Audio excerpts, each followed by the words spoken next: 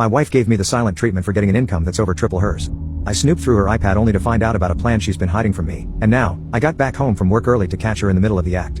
I, 26M, have been married to my wife Emma for 4 years.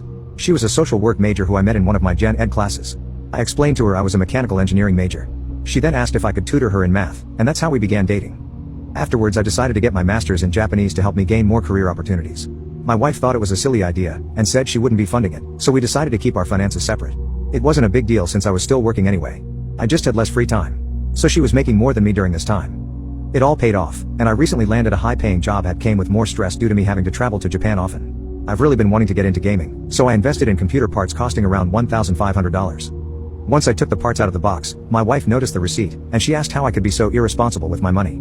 She assumed I still made the same amount, but when I told her that I make triple that amount, she began giving me the silent treatment.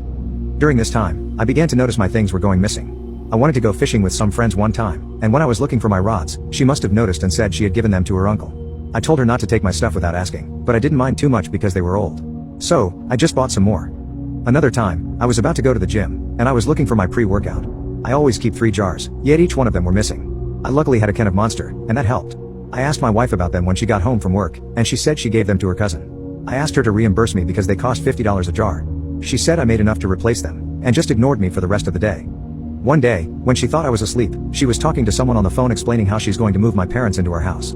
She hadn't explained this to me. We only have 3 rooms. One is her office, one is my office and game room, and the other is our bedroom. She told the person on the phone, who I assume is her sister, that she's going to give my gaming setup to her brother to make room, and that I'll get over it eventually. So today, I left work early to catch her in the middle of her plans. And when I walked into our apartment, she and her brother were placing everything into a box. I asked what was going on, and my wife, whose face was pale, said she was cleaning when her brother came by.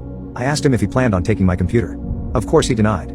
So I went in the room to get the iPad we share. I looked through the texts on there, and it clearly shows my wife telling him when to pick it up and to deny that he had it. I told him to get out and asked her why she thinks she's so entitled to my stuff. I have never yelled at her, and I guess this scared her because she began to cry. She ended up packing a bag, and went to stay with her sister. While she was out, I picked up a lock from my office. Her sister texted me calling me a jerk.